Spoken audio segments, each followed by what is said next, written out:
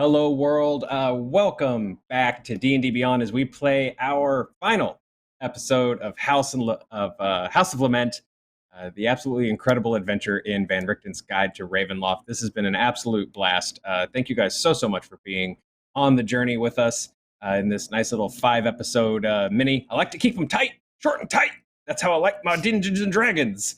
Again, Van Richten's Guide to Ravenloft. It's 100 degrees and I'm in a weird mood, which is great for our spooky atmospheric haunted house. Van Richten's Guide to Ravenloft, available now on the D&D and Beyond marketplace. I'm Joe Starr. I am the Dark Lord of Content here at D&D Beyond, and I am joined by this incredible team: Michael Galvis, Amy Dallin, our community manager, Melly Doucette. For one thing, you three, happy Pride, you beautiful, beautiful jerks. So happy to have you guys here. So pleased to be able to be playing this game with you three. But you know what? You're not the only wonderful jerks. I want to give our producer Will some love too. William Box on the ones and twos, doing an absolutely amazing job, switching all the buttons, making the musics happen. Thank you so much, brother. You go underloved and underreported. No more. I think he's like, stop talking about me. If you are joining us for the very first time, welcome to D&D Beyond. You can find us every Tuesday and Thursday here on Twitch or later on our YouTube channel where we drop everything on VOD. We do cool stuff. We built a custom domain of Dread with Taliesin from Critical Role. We're given the ins and outs of the lore of Strixhaven. Amy and Michael went full tour guide on us with both the Feywild and Strixhaven last week. We're also publishing new articles every day at dndbeyond.com to help you guys enhance your game, whether you're a DM, whether you're a player. And in fact, tomorrow, right here at noon, we have an absolutely incredible Pride panel that I'm so excited about. Amy, can I put you on the spot for just a moment to tell the folks what it's all about? Well, sure. I'm going to be joined by a frankly incredible, in the sense of cannot believe it is happening, and also exceptional table full of folks to talk to me about advice for new or returning LGBTQIA players in tabletop games and their own experiences, and just sort of bounce back and forth. And it will be the one and only Anthony Rapp of Rent and Star Trek Discovery and so many of the things of our hearts, and as it turns out, big D&D nerd, along with B. Zelda, Brian Gray, and Sam DeLeb, 3 incredible performers and streamers and thinkers and people who I cannot wait to put around a virtual table and find out everything I need to know about life from. And that's tomorrow.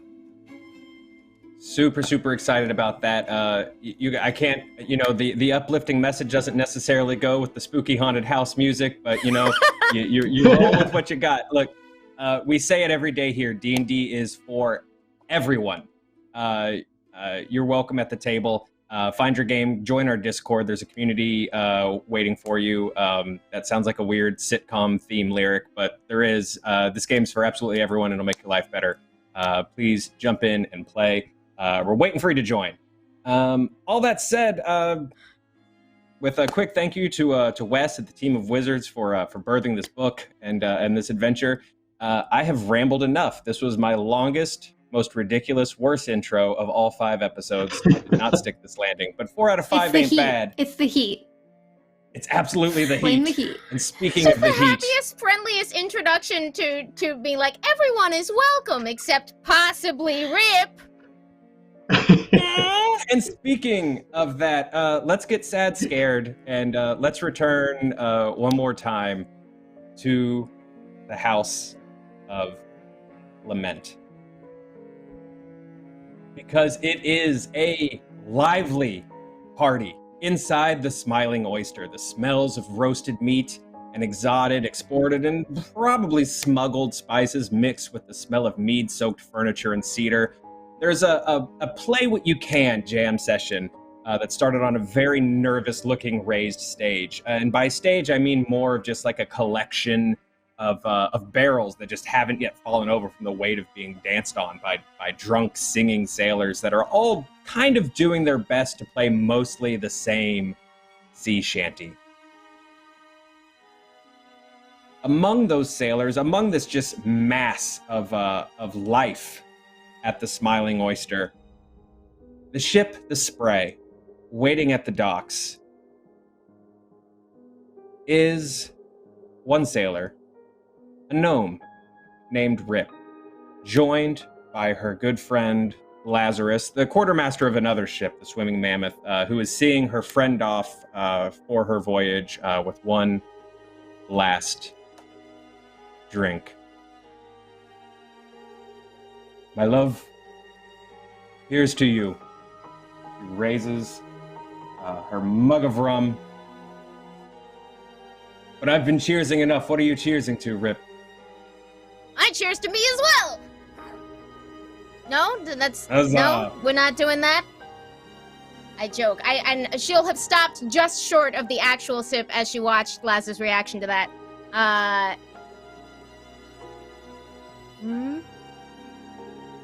To the score to end all scores. It's waiting for us. To the score. One of these journeys will be the one. Indeed. She knocks it back with you. When you hear a laughing voice, a human hand, clamps down on your shoulder, your friend Dart. This is definitely the day that it finds us, my friends. I can smell it in the sea air. I can hear it in the songs of the gulls. The score, that score, belongs to me. And by me, I mean everybody here. But by everybody here, I mean this little group. And by this little group, I mean our crew. I'm sorry, Lazarus. Maybe we'll get splitsies when you get back from running cinnamon or whatever it is you're running. I'm so sorry. This weirdest sense I've been here before. Clap him on the shoulder. We're here every day, mate. Your friend Magda is sitting in a stool across from you, just perched, just normally. Of course you've been here before. Where else are we gonna go? The mayor's house. I don't think we're gonna be very welcome, my friend. Of course! To the score, Magda! To the score. To the score. She bangs that mug against yours, knocks one back. Eli, will you please make a medicine check? Oh no, not again, please. Please, I don't want to. Oh no. Here we go. Magda cups your cheeks with her hands. It's a natural 20. Ah! It's a That's a giveaway in the 18. chat, and it also just so good. Okay. Eli, Magda, is... we'll get there. Magda cups your cheeks in her hands, Rip. As much as we want to stay here forever, it's time to go, love. No! Another round for my friends! The quartermaster's coming and it's time to go. You know what the captain's like if we're late.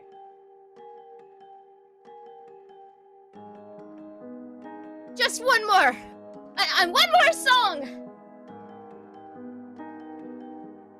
And they sort of nervously start to drink with you as the music sort of resumes. You sort of realize for a moment that everyone sort of on the stage was almost just pausing, watching you. But as you sort of ask for music to be recalled, the music then resumes. People dance. Your little group looks a little uncomfortable. Dart glances at the door.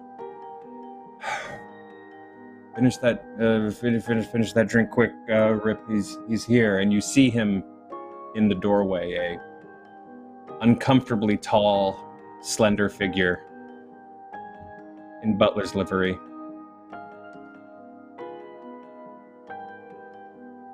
Not yet! You're not here yet! You're not here. It's not time for you. Dart. Magda, it is time to board. Miss Scrumble, I regret to inform you the captain has no place for you on this voyage. No. No, I was there. I mean, I go on this one. Not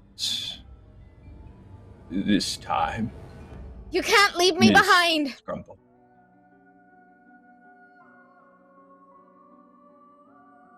As Dart and Magda stand, putting their drinks sort of casually down at the bar, Magda giving your hand a squeeze, Dart sort of giving you the punch on the chin that he's always given you. No, you can't. Stay a while. You can't, and you can't go without me.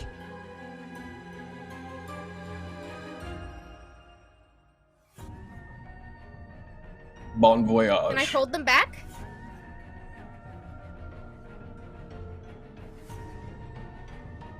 Eli, Jacqueline, you've been panicked. It's been, it seemed like an eternity. It's maybe been, a minute, 2 minutes, with Rip's body lying lifelessly on the ground. Eli, you've been doing your best to bring her around, using all your first aid training as a scout, even with some direction from Van Richten, who sort of remains aloof in the corner, to no response, to no avail, when suddenly Rip's arms shoot up and grab you both. You can't go without me! Rip. And even as you sort of yell that, Rip, the water, the salt water, the sea water flooding your system.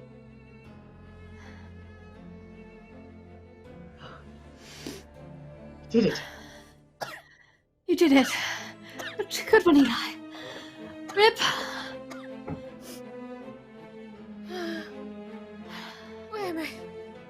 Oh. Do you remember what happened, Rip? They're gone. Oh, they're gone. Oh, my mates. Yes, Eli... Your mates. Laz and Dart and Magda. Oh. Dream. Oh. Welcome back, Miss Scrumble. Welcome back.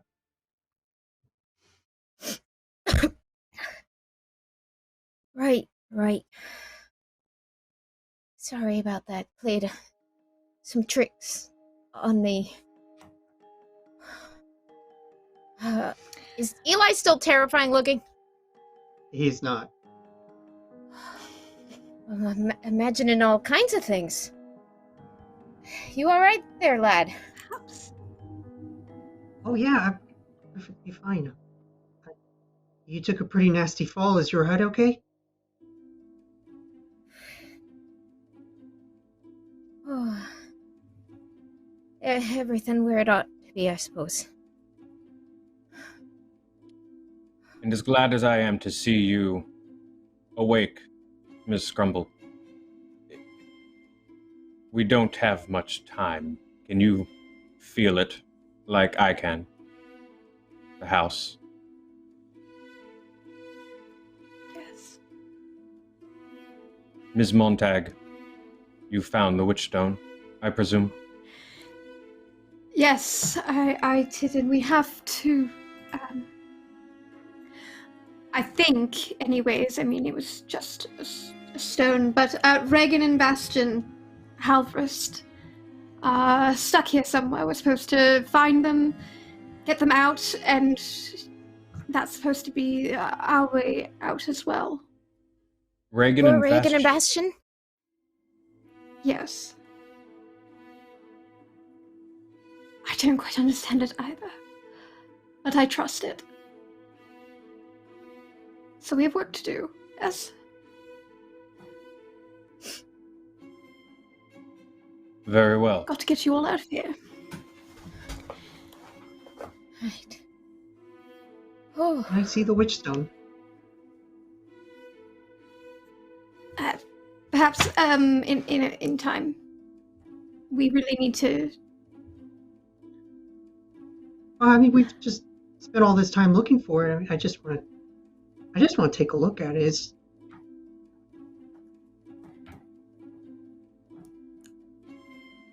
I don't think that it is for you, Eli. What do you mean? Who's it for?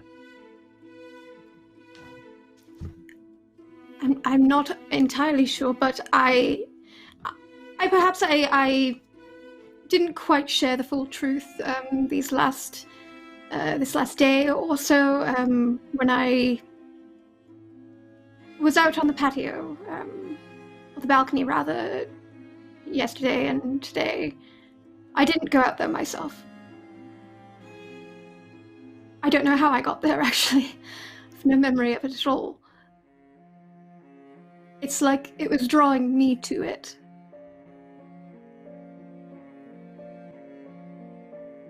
Why would it do that? Played it. Well, perhaps this violin that I received, Rip pointed out the initials on it. It appears to be an heirloom of some kind that is not what I thought it was.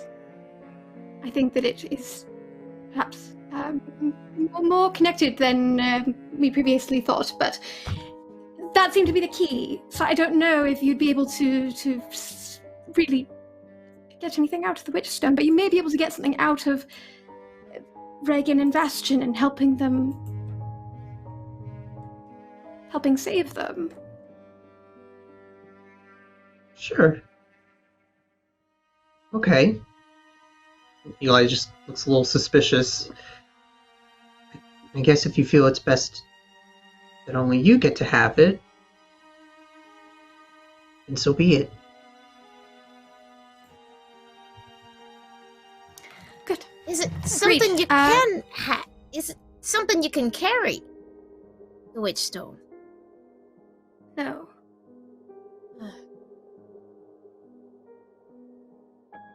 But And how did then- you know about Regan and Bastion? As the three of you are conversing, Van Richten sort of steps in, offers you a hand, Rip, to pull you to your feet. Thank you. I will say, whatever this house wants, I'm for getting in its way.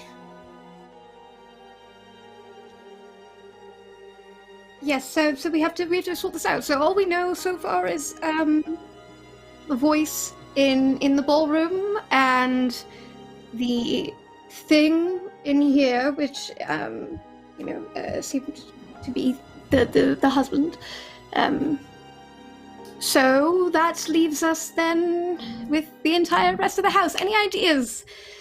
And as you are speaking, Jacqueline, listing the things that you know and that you understand about the house, you find yourself continuing to speak past what you thought you might have known.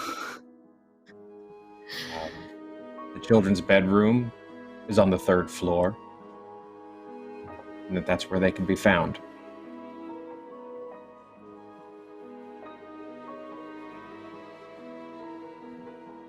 Yes, so we should go and check the bedrooms, because that's where they'll probably be. It makes sense, children's bedrooms, children. Easy assumption to make. Shall we? Your children's bedroom, Ms. Montag. Sorry? I apologize, I must have misheard what you said. Yes, the children's bedrooms on the 3rd floor. Very well.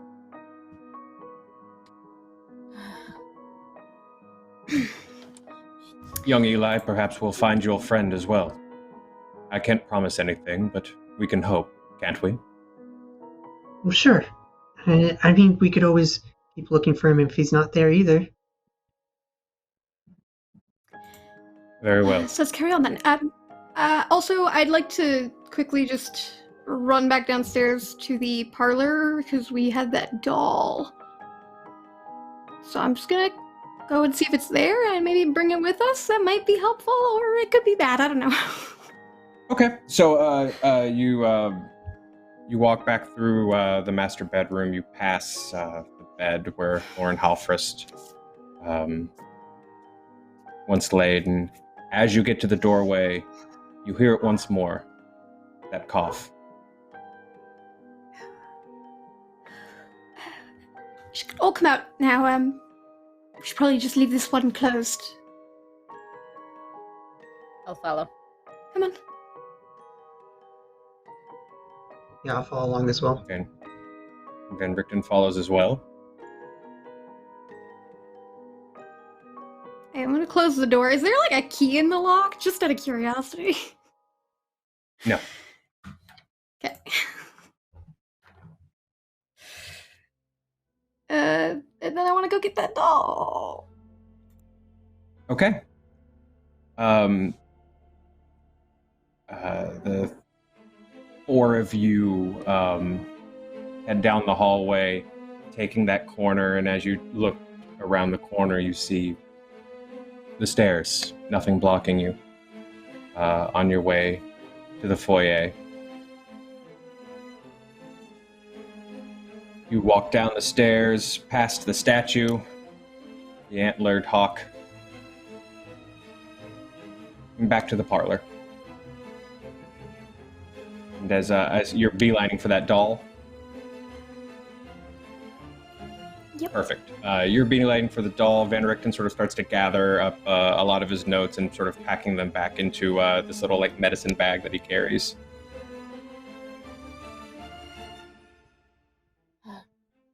You wouldn't have any sort of cordial in that bag of yours, would you?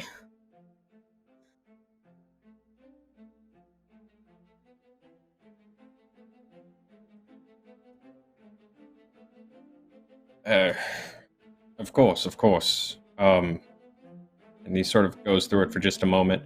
He pulls out this small flask and hands it to you.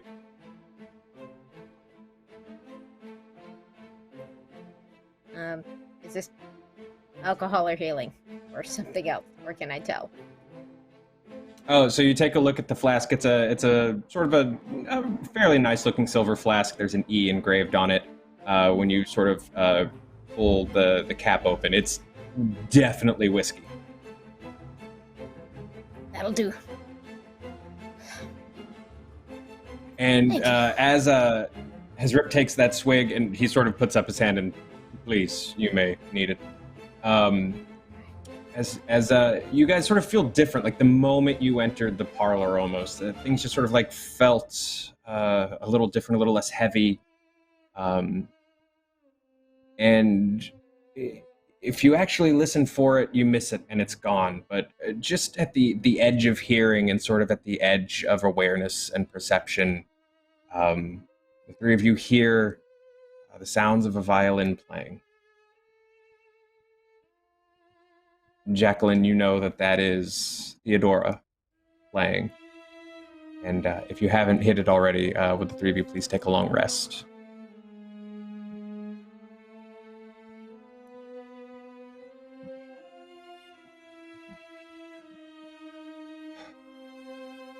Very well.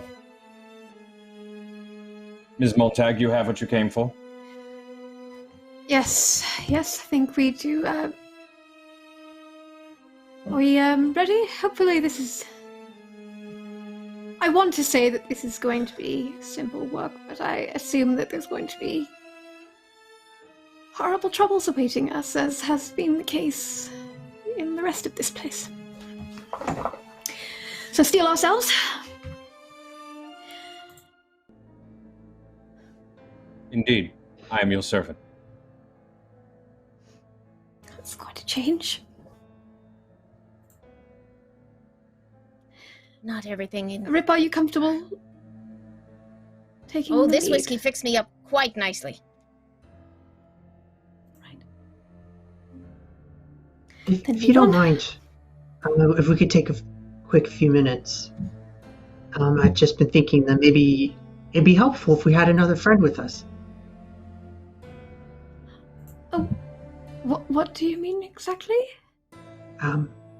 Eli will drop down to his hands and knees and start kind of like going around the parlor against the wall and just putting like just knocking lightly at the floorboards. He's gonna peeking around. Oh, there you are. Yeah, come on up. And he's just gonna pull one of the floorboards up, and then reach his hand down into the dirt, and he will pull out a little rat. Oh! It's just a. Fascinating. I was thinking lately. Well, I've just been thinking that there's all sorts of little critters hanging about around here, and they're not all so bad. So, and he was just pulled up the rat. Maybe this guy could be disagree. A friend of ours. Some help, It's a fantastic idea, young Eli. May I say that you're very brave, young man. Well, thank you. What's his What do you name, think then? we should call him? I was just about to ask you that. Oh, maybe we could call him like Joey or something. He could be like Joey. our yeah. Or, well, I don't know if you have a better name. Not married to it. I like it. Lots safer off before the rats have left, I'll just say that. Right. Well, now that we have our Joey and you have your drink, I think we should carry on. Yes, upstairs? I do have one question, Eli. Upstairs, just now. You looked a mite different. Is that the house, or... Oh. Have you done that before? No, we've learned that before at the camp. In a way, I guess it's more of a gift. So. I'm sorry. They taught you that at camp. Sort of. I mean, they kind of. I mean, everyone can do it, really. It just kind of comes to you, in your adventures and you're wandering the woods and all that. And yeah, I mean, we all kind of look up to Elmater, and he looks down on us. Did that ring a bell? For you? Just out of curiosity, have I heard of Elmater? Roll a... What do I want you to roll?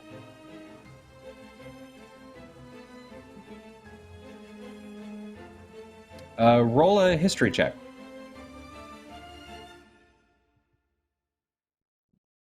Oh my god. Dirty 20? Although if I don't know, I don't know. If I wouldn't... No, it's fine. Eli, what are maybe some general snippets that someone might have just picked up about scouting? Yeah. About scouting. In or about regards your particular to troop, even. Sure. So you would probably have heard that people who follow Ilmater is a god. They do believe that pain can be a means to an end.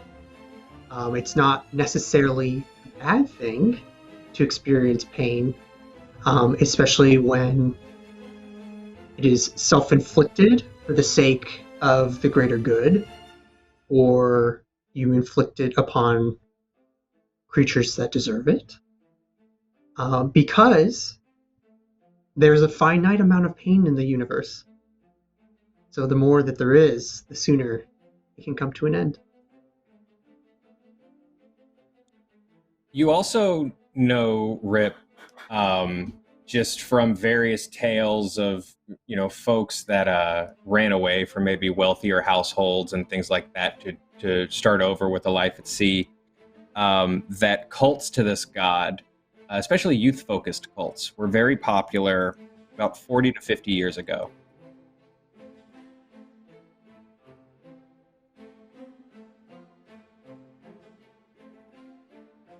So I'll just ill-mate her, eh? Yeah. You don't have to worry. I'm a good guy. We're all really good. We're all gonna grow up and be really strong adventurers and go out into the world and help people. Well, I think one or two with the told me some we tales. can Well, help. if you get all spiky again, you just let Joey hang out with me. It's bad luck to hurt the ship's mascot. Oh, I would never hurt Joey. And he just kind of shakes my hand. I think he's gonna be just fine. Miss Montag, sorry. That's fine. Perhaps we can go about helping things. I have a worry that things are only going to get worse the more time we spend here.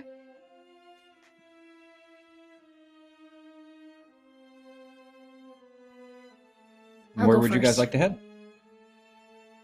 3rd floor, you said? Yes, 3rd floor.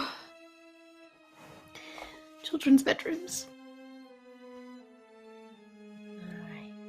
As the Somehow group, you knew that, and somehow you found the rat, and I'm sure you'll all tell me your secrets when the time is right, but until then... Let's see if we can't help some ghost bears. as you re-enter the foyer, the statue is gone. Shit. Like I said, the longer we're here, I think we need to keep an eye out for a moving statue. Perhaps we need to move quietly. And not just the statue, the entire base on which it stood. Gone. Is the wall behind it bare? Yes. And further down the hall beyond, you hear a thud and a drag. The sound of rock dragging across wood. Who votes we go upstairs right now? Yes, I do. Yes. I'm going up the stairs. Oh god.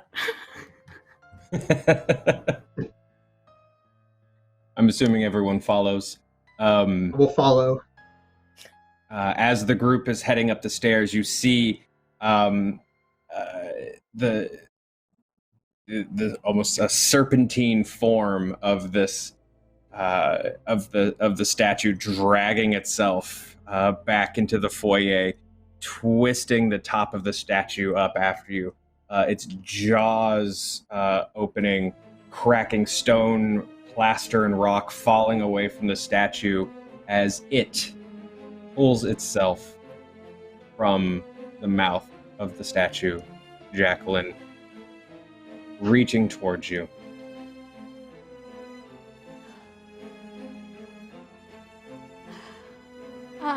It being somebody, is it Sasha again, or is it a different somebody?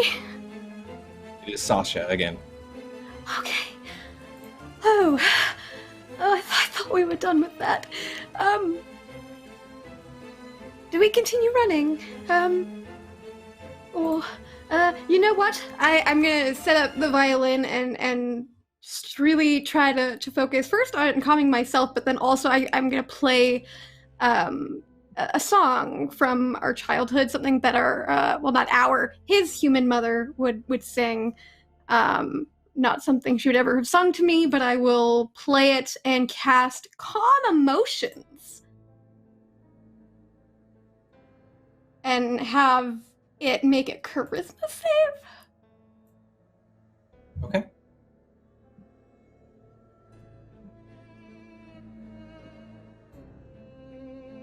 I always love it when you guys do something I didn't quite expect. What does it need to be? A 13? Okay, it fails. What then is happening to this creature as it transitions from furious scream to the spell's effects washing I across can it? make a target indifferent about creatures of my choice that it is hostile towards. Interesting. So for a minute, I'm going to choose to make it not hostile towards us. And as I'm playing this, I'm going to turn to them and be like, upstairs now, hurry, hurry, hurry, hurry. And I'm just going to keep playing this until like they're out of the way, and then I will kind of start to go and follow. The scream fades, the twisting rage on its face sort of almost starts to calm as the muscles relax, or what's left of the muscles and sinew start to calm and relax. And for just a moment, Jacqueline, as you turn to run up the stairs, you can see your brother's face in this monster's eyes. Indifference, maybe a little bit of sadness. It's the four of you head up the stairs, rounding the second floor. Now, the way this works is there's a landing, and then you move directly back up the stairwell towards the third floor. As you hit the landing of the second floor,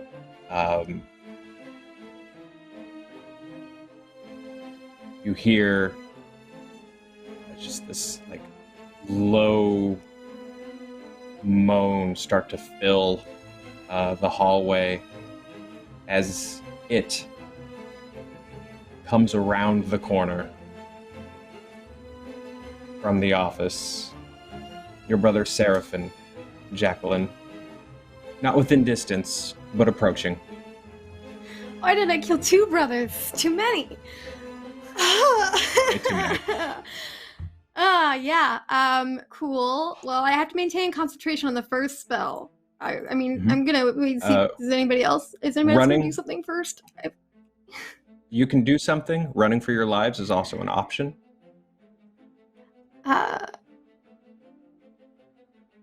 Another of yours? Well, I think many closer. of them. I will strike kind of a really harsh note on the violin and cast Dissonant Whispers. Because it doesn't need concentration, and maybe if it fails, it'll have to turn away. So that's a Wisdom save.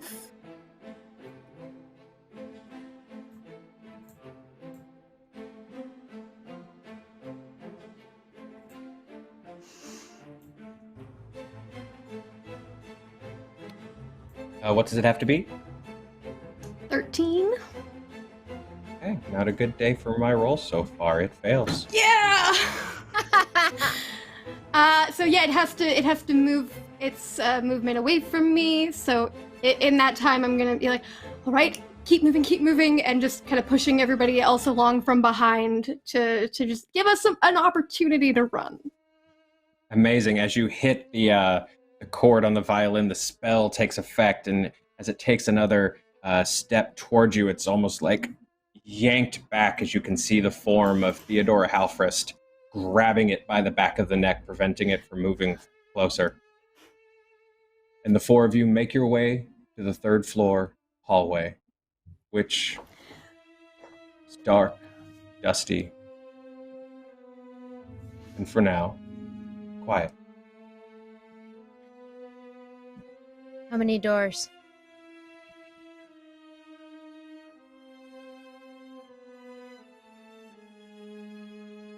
So you found yourself in this third floor hallway, and you see a door immediately to your left, and a door further down the hall. This hallway terminating at a dead end with a second door on the left.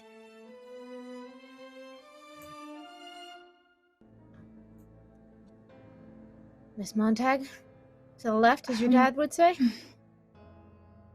That's what he would say. Give it a try. I'll open the first door on the left. Excellent. So as you enter, what seems to be to you, Rip, just this phenomenally spaced out, incredible bedroom, fit for royalty easily. There are several beds. Each bed, has its own living space, a writing desk, a small chair, a small armchair. It's in any other circumstances, incredible lodgings that would outdo and impress the captain of most of the ships that you've ever been on. Do the rest of you enter? Quite swanky. Yeah, if it looks like a kid's room, if there's any kind of signs, I guess, of things that would belong in a... So as the three of you enter, Jacqueline, this is clearly a servant's room. It's very modest. There are several beds. Each bed has a footlocker, a writing desk, a kind of a crappy wooden chair. Very similar rooms throughout your childhood home. Eli, your family might have even had a similar room in their home for servants. So, this is for you coming in. Oh, this is where the help lives as well. Right. I do like the description of like the royalty versus like, yeah, this is for the help. That was great. Could you remind me the children's names? Reagan and Bastion. Reagan and Bastion. Well, I suppose father couldn't always be right. Let's try the other one. You don't think this one?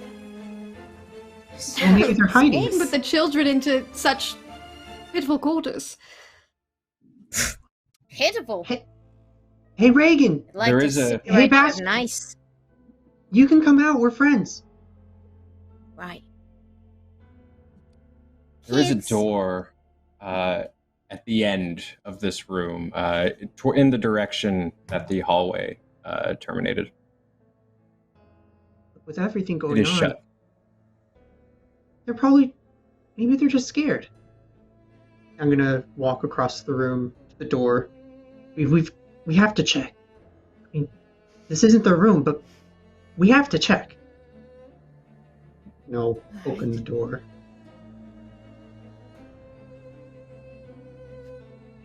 Locked. I'm going to pick it. Gonna pull out my little pouch of thieves' tools, take a knee, Okay. find the proper tools, and just start fiddling with the lock. Roll a dexterity check. I'm just turning to Rip like, what kind of child is this? Useful. So adding, because I do have proficiency, so that's going to be a 12 total because I still. Oh no, because we got a long rest, so it's going to be a 13 total. So I'm no longer stressed. It takes some doing, but after a moment, the door clicks open. That one was easy. Nicely done. We've had to do much harder ones before. I'm gonna open it. But that is a little dubious, but it's good to pick up some practical skills.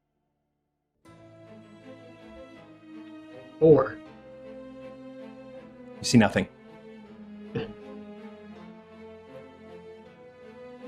It's too dark under here. But I don't think any kids could fit under here, honestly. I think we're good. Shall we try the last door? What are you looking at, Miss Yes, Montag? I think so. Oh, it's just a symbol of a god that's frequently spoken of by people of my ilk. So, just my own little prayer. Hopefully, it will actually do us some good. Probably can't hurt. Now that we've got Ilmater on our side, we might as well also have Ezra. So, into How does the- Ezra back to the feel hall, about back to the pain? doors. Ezra is I very not- much into being a guardian against the darkness. It's sort of something that you recall. A ward against the dark. I feel like Rip Yes, wouldn't I, know this one, but let me know if she would. What, who Ezra is? Yeah. Probably not, but I mean, it wouldn't bother me, Rip, if you did. I'm willing to have it just be like, Ezra, sounds nice. Yes, I think that it depends on your interpretation of pain, whether Ezra would particularly care or not. A protector, mostly, so hopefully protecting these children whilst we've been whiling away our time. So let's get to move on. Yeah, that we could use. Last door? I'll head for the last door. Oh. Okay. The house has smelled musty and ancient and almost suffocating at times as you've explored it. This room smells fresh, as if it's been recently cleaned and aired out. There is not a spot of dust sullying the pair of child-sized beds and other furnishings, arranged and decorated with care and love throughout the room. Rip, as you scan the room first, you start back for just a moment. A wooden rocking chair in between the two beds, and in that chair, a skeleton wearing a noblewoman's purple dress and a veiled hat, swaying ever so slightly, staring at you, past you, through you. The dress and the hat from the portrait? Yes. Eudora.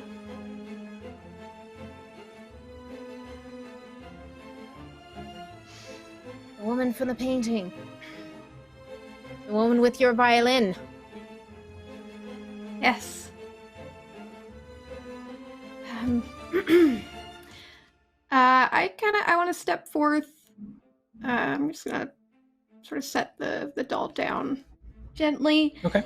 And I would like to try to play the song again and just sort of connecting with the sort of tales from the beyond of my inside this violin, my spiritual focus, and play the Blood Tears of Clavera and roll my thing. I'm basically just trying to sort of call out the spirits of these children, but also seeing what stories exist. And I got a 4, which is the Tale of the Runaway. So this is gonna be some reaction benefit for teleporting, but anyways, I'm playing that, and I think that runaway.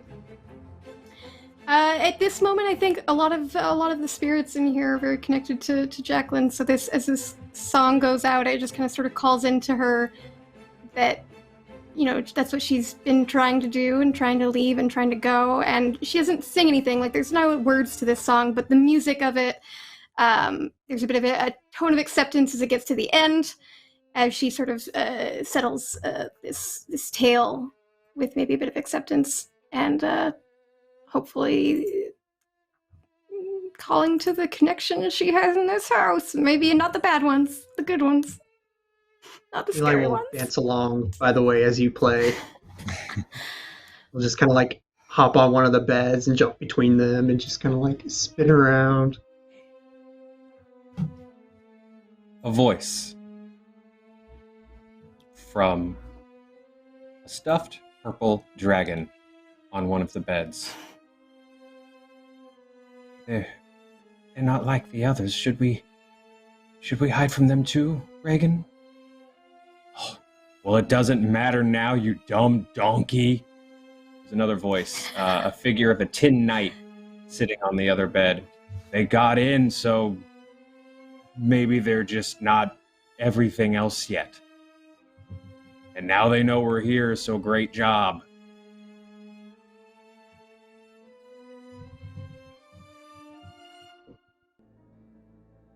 Hello.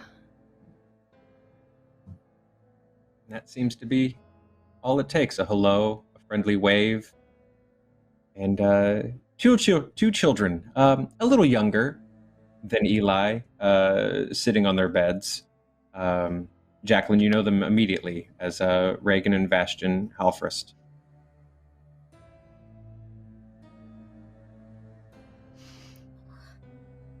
Hello? Yeah, they're little ones. I'm gonna. I settle onto my knees in front of the bed so that I'm like level with them.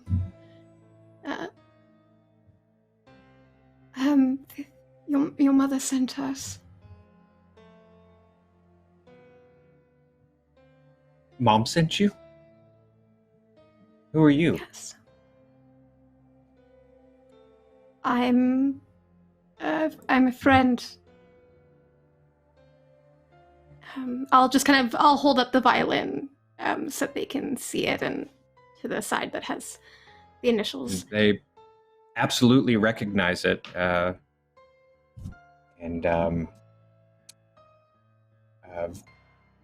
Reagan, the young girl, speaks up. Mom said a prayer and kept the hungry things out.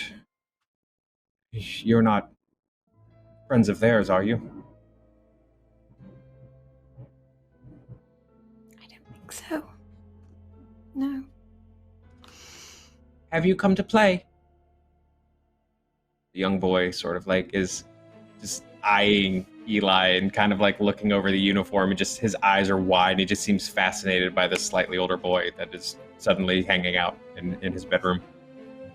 Yeah, we can play. I mean, it's a little dangerous right now, but do you want to hop on the bed with me? Oh, yes. And I'm just going to start bouncing up and down, and just seemingly unbothered. He's jumping. This kid is jumping on the bed with you. His sister is kind of like looking at the both of you, sort of like, kind of dismissively, and just focusing on the the other ladies in the room. It's sort of time for the women to chat, right? But as the two of you are hopping,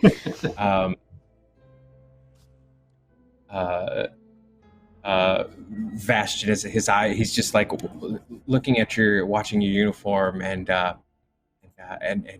he's so excited. He's like, "Oh, you're dressed just like our friend." Oh, do you mean Osik? Is he here? Yes. I'm gonna stop bouncing. Where is he? He always sits right outside the room to talk to us. And as the two of you are chatting, Reagan, to the two of you, is just like, that is just like him. What is now? We try to get him, she points at Eli, to play with us all the time. And he just completely ignores us, like we don't even exist. And now he shows the slightest bit of interest, and look at that, all is forgiven. just like men. You can kind of tell she's parodying something that maybe her mom used to say all the time. They are trouble. Did you say you've met this one before? Eli's already walking out the room to the other room, by the way. Oh, Eli's heading back out into the previous room? Okay. Mm-hmm. Noted. As you walk sort of back in there, that's where Van Richten is standing, is in the nursemaid's room. Just sort of like watching with interest. Reagan is just like, oh, we've tried to meet, but he just ignores us. Ozik is super nice and talks to us all the time, but he just goes about his business and just, thinks he's better than us, I guess. Have you met me or Jacqueline before? And I apologize, where are my manners? I haven't even introduced myself yet. Thank you for reminding me. I'm Reagan Halfrest. Welcome to our home. That's my brother, Vastion. Reagan, pleasure to make your acquaintance. I'm Rip. This is Jacqueline. Montag. And our friend Eli, this Montag. Our friend Eli has never been here.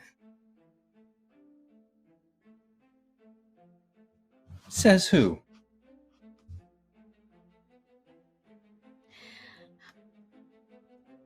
Perhaps we're mistaken, Reagan. Perhaps, and Have she you kind of ever- gets a little defensive, and it is kind of like, I'm certainly not a liar. I would never think you were. You seem like a very intelligent and well put together young lady. I'm quite impressed, actually. Thank you. Thank you. And she just sort of like shoots a look at Rip. Reagan, have you ever tried to leave before? No, we can't leave. Mother prayed over this room. Yes. The only place where the hungry things can't come. If your mother sent us to get you, to save you, then would she want us to be taking you out of the house? Do you think that's what she would have wanted? If that's what she says. Then would you come with us? I'm Absolutely. gonna put my hand out. Okay. Absolutely. Bastion. And Bastion, who is actually standing directly just in the doorway, Eli, he didn't follow you out of the room, sort of turns. Yes? And he sort of sees the hand you've stretched out, Rip, and kind of looks to you for further instruction. Are you ready to try to go? Spend enough time in this room? Okay. Eli, I'm sorry. I know I asked if we could play, but I have to go with my sister. Wait, you have to help me find Ozik. You can't leave yet. Oh, I'm We sorry. can I'm look not for sure where Ozik. he is. On the way out, Eli. Well, they said that he was in this room before, so maybe he's still here. Oh, he's Ozik! never come in. He just sits on the other side of the door. Yeah. So I'll check the other side of the door. The other side of the door is where we were investigating the nails. Is that right? Yes. So I want to go back to that room. And I'm suspicious of this small gap under the bed. And I'm gonna Okay. back down to where I was. Okay. Yeah. Roll Ozik? another perception check for me. All right. This time though, I'm sticking my hand in, and I'm gonna try and feel around, see maybe there's I'm like a just gonna trap door or kind of- something hidden. I do, I whisper a little, just wish sort of from Ezra, and cast guidance for you. You can add a d4 to that. Okay. Okay. So that was a 16. Because I'm just plus praying a that you D- can just find this kid so we can get out of here. So a dirty 20. So, okay. So as you are searching, Van Richten kind of strides to the door of the children's nursery and watches as these two children take Rip's hand, and as Can I feel their hands? for just a moment, and then you can almost see their spirits dissipate into the stuffed dragon and the toy soldier. Oh, Jacqueline, what do we do? If they're in there, then we take those, and maybe there's magicians that can help us get them out. Maybe that's the spell of protection. And maybe that's why they're still alive after all this time. So, grab the toys. Be gentle. Miss with Montag, them, are but- you sure we're supposed to take them out? Yes. They're not safer in here. Theodora said... She said... Yes. A ghost spoke with me, and it turns out that she's my aunt, and she said, take the children out, that we needed to take the children out, so there you go, we're going to take the children out. These are your cousins. Young Eli. Eli, as you're searching around you, it takes a moment, but you do, you feel something that feels almost like a fabric.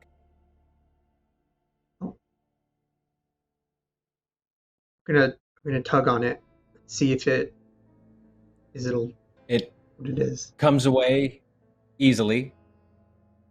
It is. I'm sorry. Actually, let me rewind for just a moment. You feel something that feels like a little like stone, a little sharp.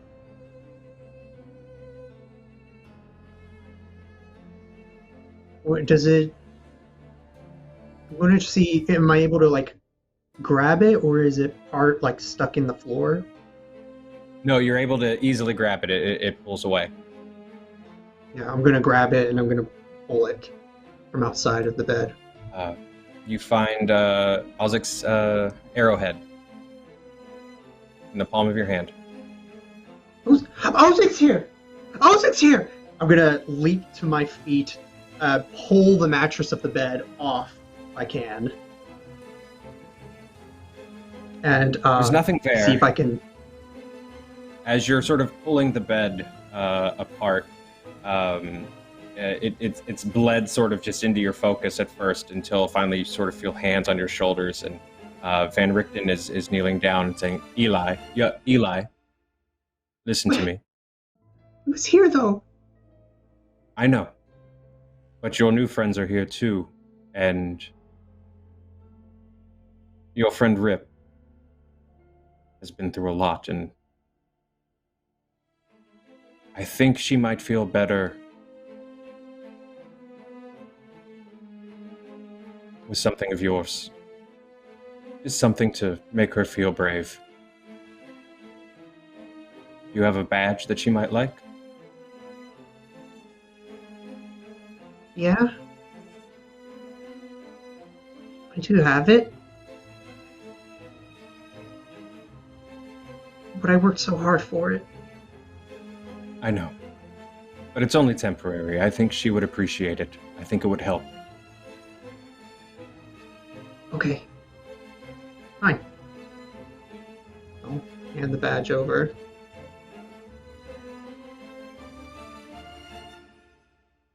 To Van Richten or to me? What, am I hearing this? You might have. It's up to you. I feel like I might have missed that conversation because we're engaged with the ghost kids. Sure. Right. So at any you would rate, see... as you are... Go ahead, Rip. Yeah, so I would... Sorry, go ahead. I would return to the room. Eli looking a little downtrodden. He's not here. Osik's not here, but they are. We found the kids.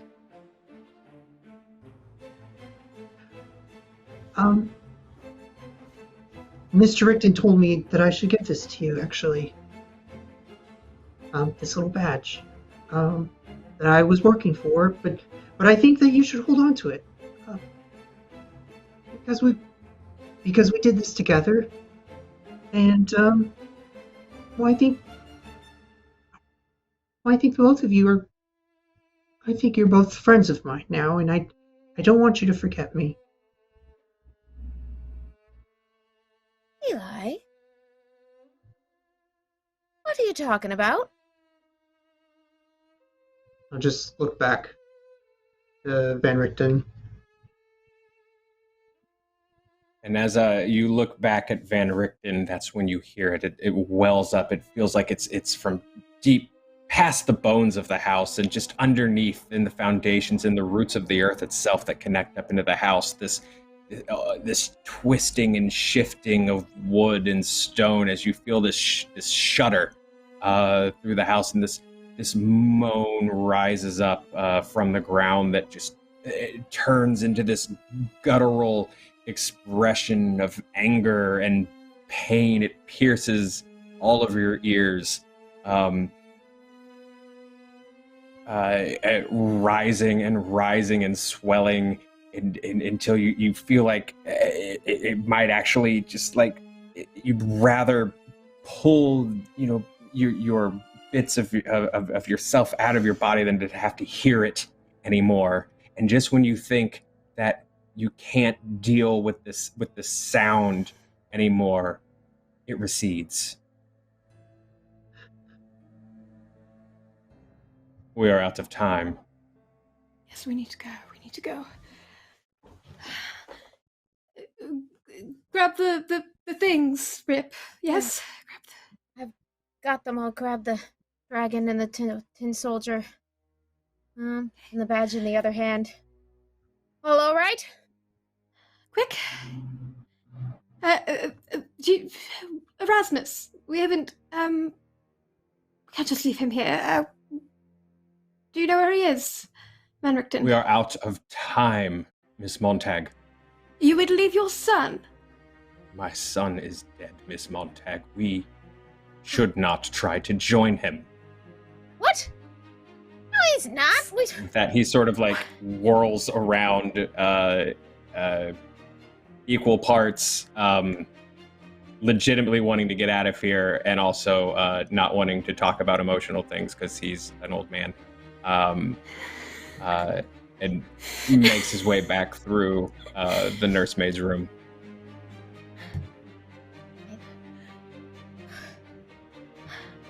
Just a second. Eli runs back to the body, the skeleton. He's gonna look over his shoulder as he plucks a finger off of it. Let's go! And he turns, and he will start running. That's my aunt's finger! And I'll run after. Let's go. I'll see you both through the door. What happens when I cross between the kids' room and the nursemaid's room, holding the toys? Nothing. All right, so far so good. We solved the dead children puzzle. That was the original name for this adventure. The group makes its way back through the third floor hallway, back towards the stairs.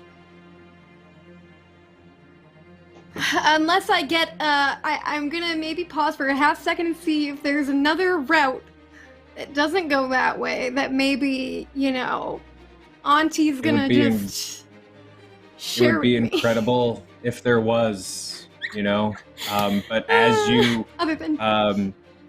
you head towards the stairs, the shuddering starts to pick up in the house again.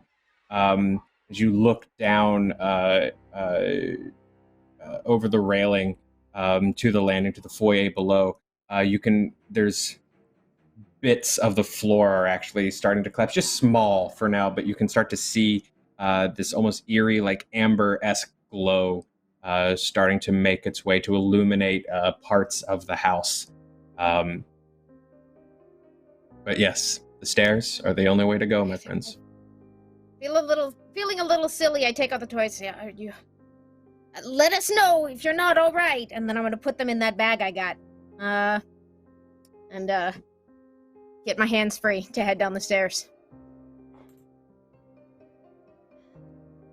Okay. Just so we're clear, just for no other reason than my own curiosity, Rip. What all did you put in the bag? I put the stuffed dragon and the tin soldier in the bag. Okay. And I suppose the patch I will have tucked where I put the flask under my jacket. Okay. Where to, everyone?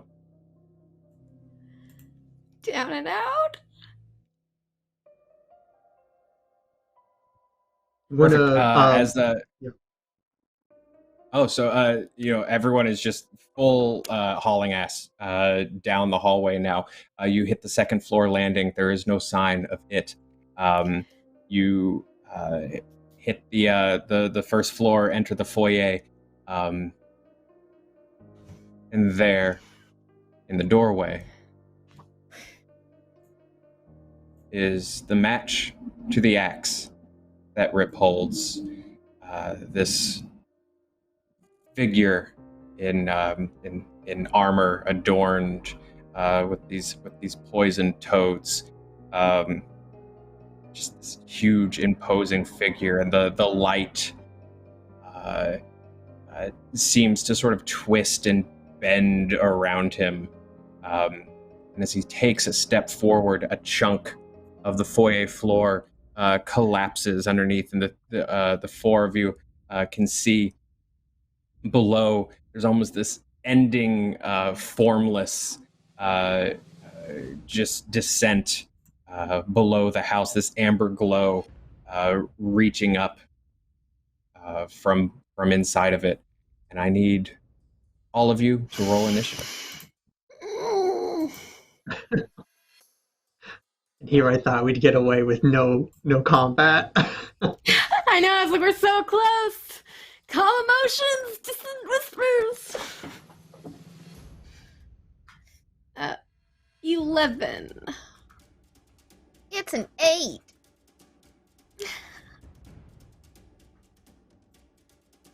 Uh, 22 for me. And then Ooh. I'd like to roll for my familiar. Little rat buddy. Joey! Jeez, that's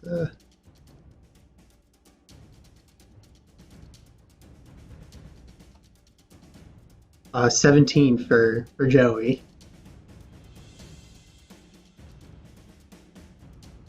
Okay, 17 for Joey. And I apologize, you guys. Will you tell me your initiatives one more time? 11 22. for Jacqueline.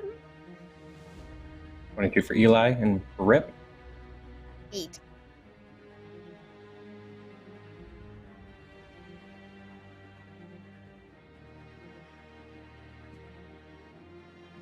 Okay. Eli, what would you like to do? I'm going to look up again. I'm going to look up at Rip and Jacqueline. Say, don't be afraid. And then I'm going to use my bonus action to use my Form of Dread once more.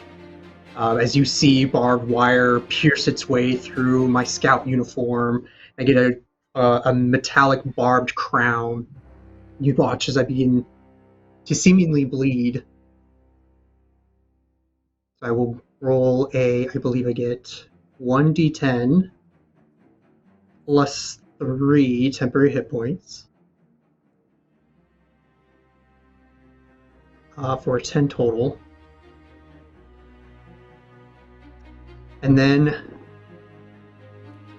as my eyes start to turn black, I will pull out my sling. I will say, You're not going to stand between me and that exit. I'm going to get my friends out of here. I'm going to get these kids out of here.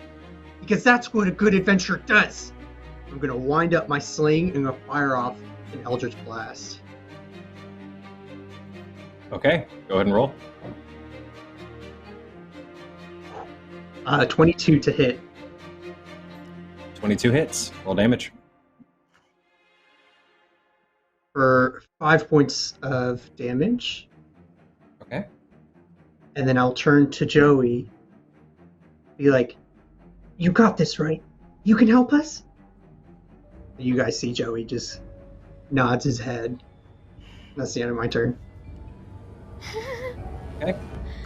Van Richten steps forward in front of the three of you after Eli fires off his blast. He casts Sacred Flame. Nice. Which hits. And all of a sudden, he's his medicine bag in one hand, his arm outstretched in the other. This blast of almost blue fire erupts around the figure who, Jacqueline, you recognize as Dranzorg, the warlord who came through the castle and took over, the man who the nobles turned on Lady Silvera to join, the man who your family turned on Lady Silvera to join. He does 8 points of damage. Jacqueline, it's your turn. Cool. So we're at the top of the stairs. How far is the door from the stairs? About 25 feet. Great. So I see this, and I'm recognizing Dranzorg now, and I'm getting kind of angry at the fact that he's doing this to me and to Reagan and Bastion when we did what he wanted. And I just kind of hold up the violin again, like I'm gonna play something to hurt him, but then it just sort of echoes with what I played earlier. That tale of the runaway, almost kind of giving me this like advice that, hey, we don't need to do this. And I activate that power, and I immediately use my reaction to teleport 30 feet. And I can pick up to 3 other people to do the same thing with their reaction if they'd like to. So I pick Van Richten, Eli, and Riff. Okay. So if they want to use their reactions, they can. To teleport with you? Yes, they can also teleport 30 feet. Okay. Where are you trying to land? I want to just land in front of the door. And when I land there, I want to rip it open. Amazing. So you're playing for a moment, and again, there's this power, and the group can almost hear in the distance in the house, although you can't quite place a direction that it's coming from, a second violin that almost joins in concert as Dranzorg is stepping forward and finding himself struggling now to close distance with the group. The music almost like slowing his approach. Jacqueline disappears and appears in front, behind Dranzorg, in the at the front door of the house. Now, does the group teleport with you? They can choose to take the same reaction. So Do we do it now, or each person's choice? But yes, it's your reaction. So I can pick a number of creatures equal to my charisma modifier, which is 3. So you're the 3 that I'm picking, and you can choose. Do I want to use my reaction to do that? You kind of feel this song almost giving you this power and a pull. Sure. As Jacqueline disappears. Van Richten would choose this. Eli, I know you've taken your turn, but I think we can play it that you're familiar. You can use your familiar's reaction to sort of take this action if you chose to. I am not going to use this teleport. I But didn't think you would. Knew it. if so we're gonna stand on the stairs. Yeah, she's like, you guys go ahead, don't worry. I will get swept up in that music and use my reaction to pop over, ideally right next to Big Ugly. Okay. Rip, that puts you've used your bonus action, but that also puts you directly behind Dranzorg. So it's the reaction to do that. Oh, okay, sorry, it's their reaction. I apologize. Yeah. I just no worries. Misread. All good. I also so I get to the door. Does it open when I pull it open? Yes. Sweet. See, I pull it open, and then I turn and see that Rip has teleported as well, and I say, Rip, you have to get them out of here, whatever you do, and I'm going to give you a bardic inspiration as a bonus action. So D6, and that's my turn. Thank you. Amazing, and that brings us to Rip. So a little bit surprised to find myself exactly where I was just wishing I could go, but feeling filled with strength by the bardic inspiration. I believe I would like to rage, but this looks a little different than it ever has before, because this time when I rage, darkness seems to emerge from the air around me, almost with little sparks that connect to others that flash as an aura, a storm aura, fills the space around Rip. I'm trying to figure out the right description for it. Sorry, it is a 10-foot aura effect when I start my rage, and I can activate it as a bonus action on each of my following turns, just for my DM and the audience's sake. And as the dark clouds sort of emerge from around Rip, taking in the 10-foot area that includes our armored tall friend, two things ideally happen. One is that one creature of my choice in the aura is going to potentially take some lightning damage. I need a dex save, please. Okay. What does that save need to beat? 12.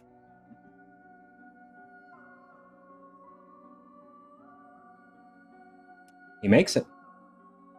Okay, well, he still takes half damage, so please, do I roll the d6 or do you? Please, go ahead. Alright. Woohoo! Okay, well, 3 points is 3 points. Because I got a 6. 3 points. He takes 3 lightning damage, shooting out of an unexpected, impossible corner of the clouds. That somehow fill without obscuring and loom without being felt. And the other thing that happens, DM? What? I don't know how you want to rule that this affects me, but this isn't just any storm. This is the storm. This is the storm that I remember. And I was not 100% expecting this. So I would really love to take a swing at my friend here, but I'm not sure how effective I'm gonna be. As the clouds gather in the room and the lightning sort of starts to strike into Dranzorg as he appears confused almost as two of his targets have vanished. He turns to face Rip standing in his path, standing in front of Jacqueline. But in place of that fear, I think there's acceptance, maybe even a little bit of anger. And in place of that stress, I'm going to say that you are tapping into this and can roll with advantage.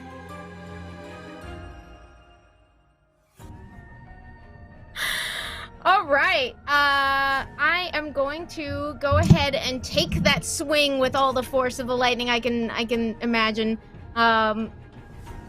With the Incredible. twin of his own terrible great axe. What? Roll a hit. All right, go ahead and roll the hit. All right, we're gonna do that. I manually rolling it twice. It is, well, it's definitely a 16. Actually, yeah, it's a 16. Does it hit? 16 hits. Roll damage. Okay. 2 extra points of rage damage, and it's a total of 8. Crashing down on him if I could. And you can, which brings us to the Shadow Demon, who raises his axe, this strange sort of like mirror to yours, Rip, and he attempts to sort of bring it down on you, almost in a retort to the attack that you just made on him.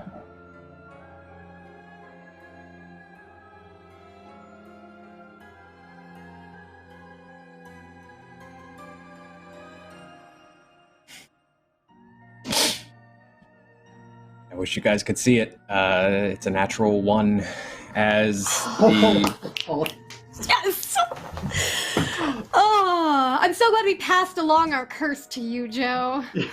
Good lord. So, this axe comes down, Rip, and because of sort of the angle and the momentum of you taking your slash, you're in no place to avoid this strike. There is nothing between you, this axe, and your forehead. And as it comes slashing down towards your face, a hand grabs the shaft of the axe. And Erasmus looks to you.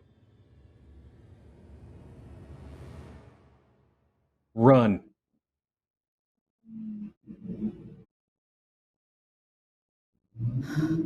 Let's go! Looking at Eli.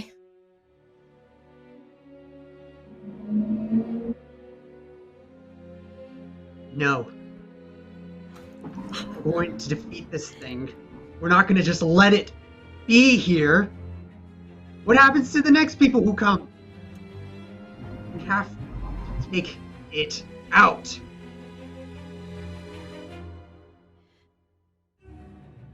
We have to get these children out, Eli. Well, then throw them out the door, because we're going to stay. I'm sorry. You guys should go, okay? I'll hold him back. I can take him on.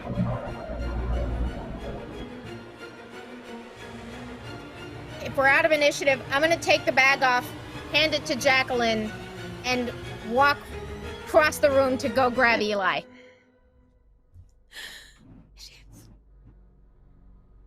Okay. Roll a... I'm assuming, Eli, are you going to struggle if she tries to snag you? I am, and you're pointy. my familiar is going to come to my aid, if I may. Okay. Let's play this like this. Jacqueline grabs the bag. Erasmus seems to be just like locked in this battle of wills with Dranzorg. Rip, roll a strength check with disadvantage. I'm still raging, so I'm just saying. But can I use my bardic inspiration on this? Okay, you know what? Yeah. Yes, you can. Ability check, saving are throws, still- and attack rolls. You are still raging. Don't know that actually applies to So this. regular, because it would cancel out, right? Advantage on strength, disadvantage. Yeah. Regular. Yeah. So just roll it regular one- with bardic inspiration. Yes, please.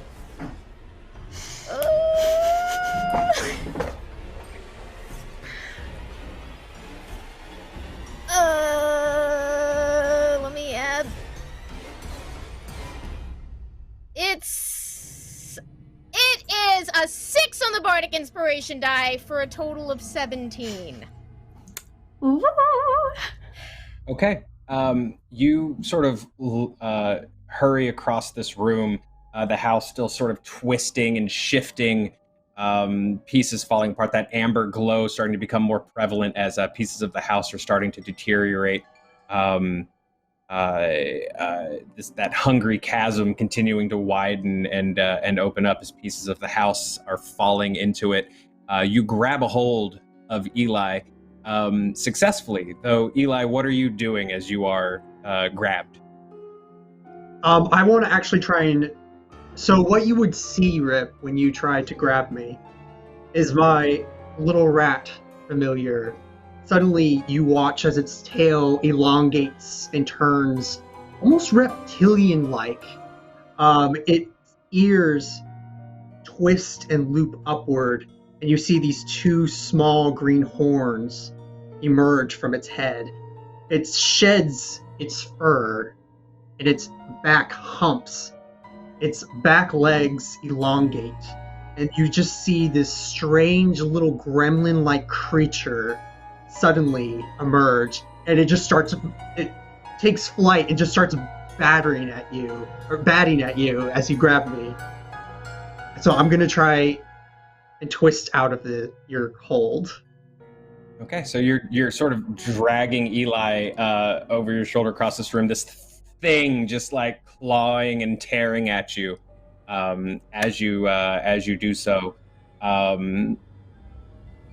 We'll sort of fudge back into initiative just a little bit. Eli, top of the round, it's your turn. What are you trying to do?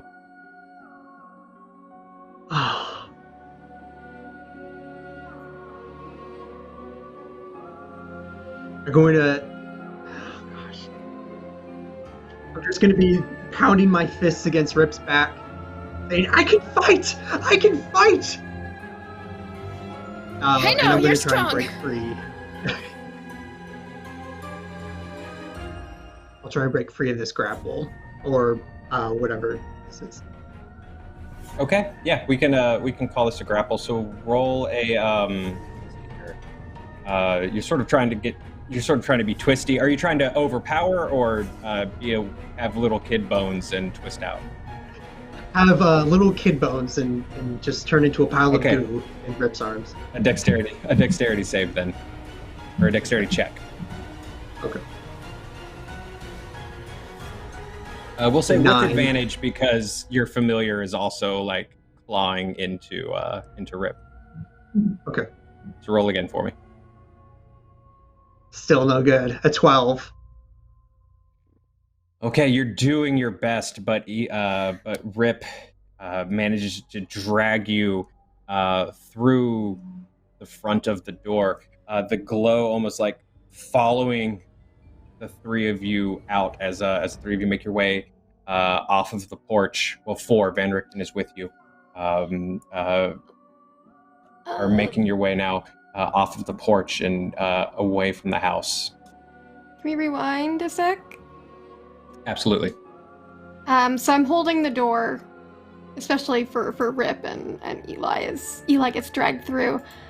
But I think, Jacqueline has this realization that she keeps running away from, her blood and the truth of who she is and trying to be something that she's not. And this is her house. By right. She's got the deed in her case. And so as they go through, I close the door after them.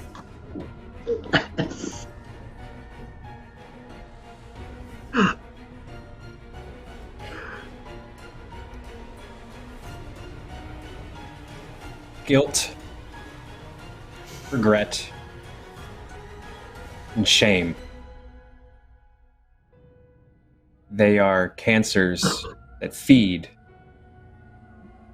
but do not kill.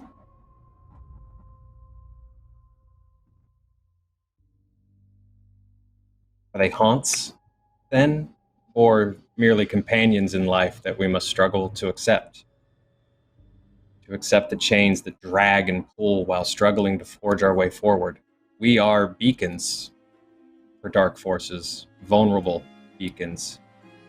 But beacons because while we strive for light, but when light falters, where darkness takes form, where dread is made manifest, lies a house. It has stood for weeks, and it has stood for an age. And in front of it, two figures stand, though not alone. Rip and Van Richten stand together as the mists begin to part and clear.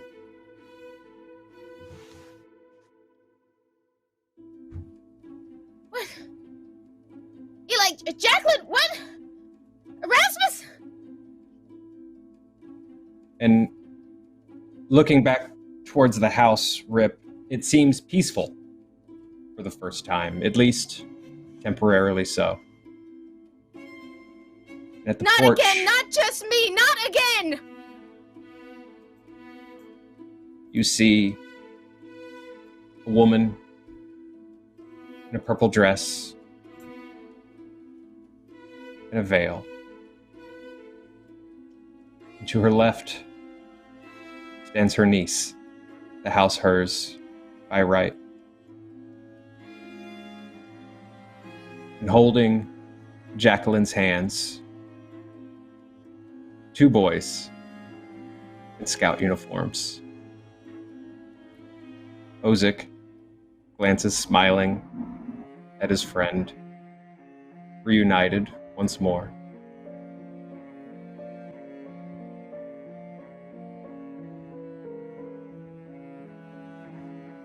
Theodora, what you remember most from the moment, is strangely not the looks of peace and contentment as first Jacqueline, and I'll give her the chance to do so, does her best to say goodbye. I think Jacqueline just gives a peaceful nod. And then Eli does his best. Do I have a moment of realization here in this moment? Or have I already... I think so. I think in this moment, Eli, you've come to terms that you and Ozic did not survive that river crossing. I'll give Rip a little smile. Again, again, and again.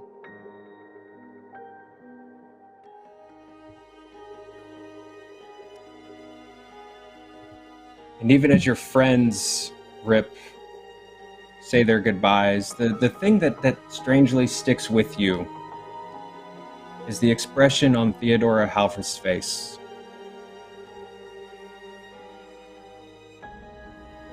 She looks pleased, and it strikes you that though you took their totems away from the house just as you took Eli's, you don't see her children on the porch.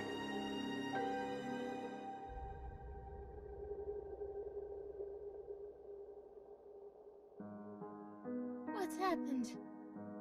Friends, what are you doing? I don't understand.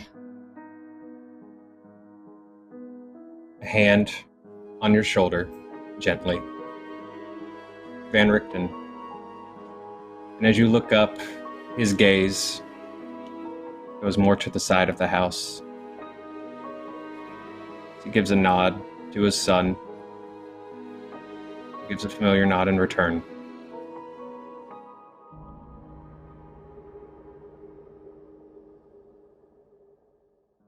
What do I do now?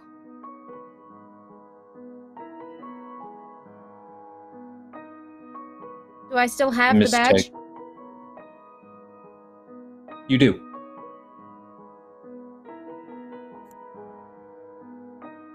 And you still have the bag.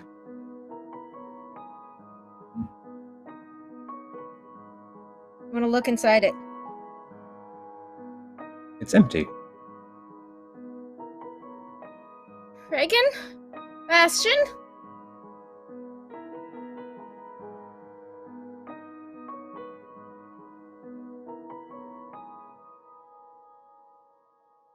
Miss Scrumble, the house seems to have given us leave for a time, and I suggest we listen. Where are the little ones? I do not know.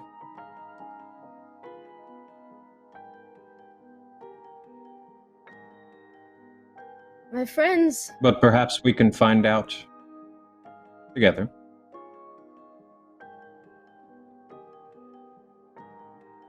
I need a lot of answers. And I don't know where else to get them. Van Richten's eyes flicker back to his son. His voice cracks. Just the slightest. Nor do I, Miss Scrumble. Nor do I. What was that you were saying about a job?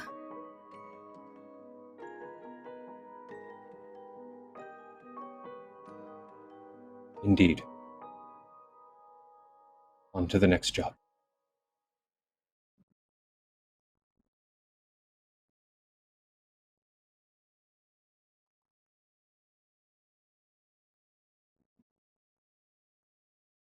Where light falters, where darkness takes form, where dread is made manifest, lies a house. It has stood for weeks, and it has stood for an age. For what is time to a domain of dread? Within, silence and sound, stillness and movement, famine and feast where broken promises lie in wait.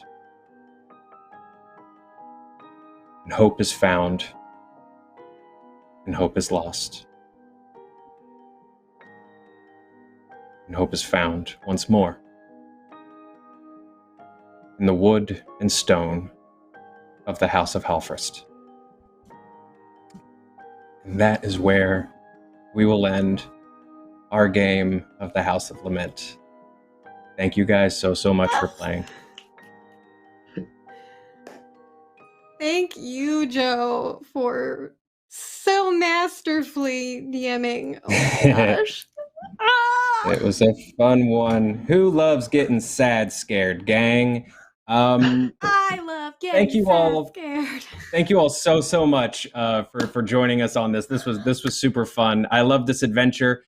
If you liked any little bit of it, grab the book, play this with your friends. We did like 10% of it. It's a huge house. It's a huge adventure that I had to really winnow down for 5 episodes worth of stuff. There's so much to the House of Lament. And I hope you guys have a blast playing it. I hope you guys had a blast going through this with me. I certainly did. It's my absolute honor to be able to share a table with you guys. And as always, here at D&D Beyond, if you watch this and you're like, sounds great, I have no one to play with, you absolutely do. Please go to our Discord. Please go to our forums. There's always people looking to start a game. That is it from us. Amy, Melly, Michael, Will, thank you guys so much. And we'll see you guys next time on D&D Beyond. Please tune in tomorrow for our Pride panel. We'll see you there. Bye, guys.